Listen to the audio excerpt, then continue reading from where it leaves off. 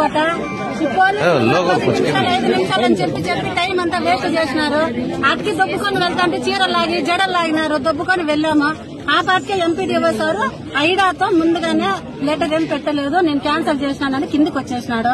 మేము అడ్డుకున్న మాటకి మాకు మీటింగ్ జరపాలని లేదు, అదే ఇది అని కథలన్నీ చెప్పేసి మళ్ళీ సపరేట్ గా ఫోన్లు మాట్లాడినాడు. మళ్ళీ అట్లా చేసి ఇట్లా చేసి నేను నోటీస్ బోర్డు మేము పోయిన అర్ధగంటకంతా బయటకు తగిలించినాడు. ఇవన్నీ చూసంటే వాళ్ళ కుట్ర అనుకోవాలా, మా చేతగంట అనుకోవాలా, మాకేం అర్థం కాలేదు సార్. ప్రతి ఒక్కటి ఇట్లా చేస్తాను మాతో రమ్మనడము. ఏం ఆడాలం కదా, మాకేం ఉండవా?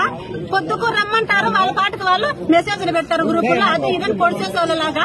వీటికొస్తే మాత్రం ఆడోళ్ళుగానే ఉండాలంటారు. మాటల కింద ఉంటాం, రోడ్లలో ఉంటాం. పోలీసులు కూడా 10 నిమిషాలు 5 నిమిషాలు టైం మాత్రం బాగా గడిపేస్తున్నారు. ఉద్యోగాల కన్నా ఏడన్నా మనం సినిమాలో చేరితే బాగుంటుందేమో అందరూ కూడా, రాజకీయ నాయకులు పోలీసులు అంతా. అట్లుంది సార్ ఈ వ్యవహారము.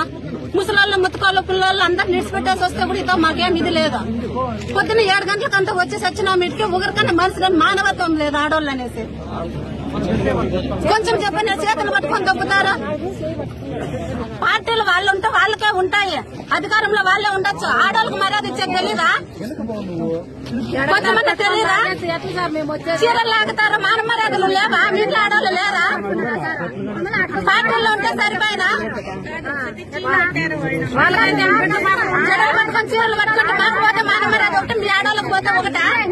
ఆ మాత్రం బుద్ధి లేదా? అన్నమే కదా తింటాడు అది కడుపుకి.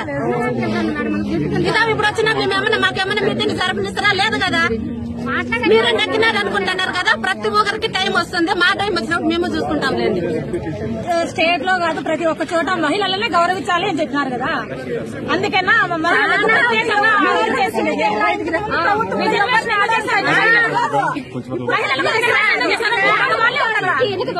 ఆడవాళ్ళకి రిజర్వేషన్ ఇచ్చి ఈ రోజు ఆడవాళ్ళని ఇంత హీనంగా చూస్తారే. మహిళలకు చాలా మేలు చేస్తామన్నారు. ఇదేనా మేలు చేయటం?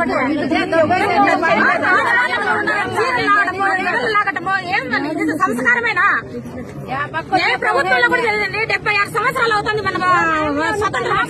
మహిళలకు 75 సంవత్సరాల్లో కూడా ఎక్కడ ఇంత అన్యాయం జరగలేదండి. ఇప్పుడు జరుగుతుంది మహిళలకు. మండలంలో జరిగింది ఈ స్థితిని చూస్తే చరిత్రలో నిలిచిపోతుంది.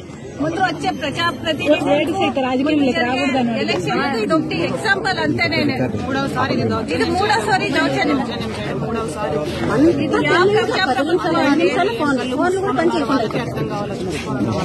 నియోజకవర్గము ద్వారకనాథ్ రెడ్డి మనుషులు మేము అభిమానంతో వచ్చినాం. లేడీస్ 50 మంది దాకా రోడ్డు అంతా వద్దు మీరు రాకూడదని చెప్పేసి పోలీసులు పంపించేసినారు. వాళ్ళకి మర్యాద ఇచ్చి మేము కూడా పక్కకి వెళ్ళిపోయినాము. కానీ ఇంతకు ముందు ప్రభుత్వంలో జగన్మోహన్ రెడ్డి గారు ఉన్నప్పుడు ఎప్పుడు కూడా ఆడవాళ్ళని కానీ ఎవరిని కూడా రక్షణ ఇచ్చినారు. కానీ ఇంత దుర్మార్గంగా అయితే ఎవరు ప్రవర్తించలేదు. కరోనా వచ్చినప్పుడు కూడా టీడీపీ వాళ్ళకి ఇంజక్షన్ అయితండి, వాళ్ళకైతే నన్ను సమానంగా చూసినాడు. ఇప్పుడు ఎందుకు ఇట్లా చేస్తున్నారు అంటే రేపు రాబోయే తరములు కొట్టుకొని చచ్చిపోవాలనేనా? జనాలకి ఎందుకు అర్థం కాలేదు? పార్టీ ఇది జనాలు ఉద్ధరించేకొచ్చినలా వీళ్ళే ఇల్లు కొట్టుకొని చచ్చిపోవాలని ఉద్ధరిస్తున్నారు. ఎవరు పార్టీ అయితే ఆడ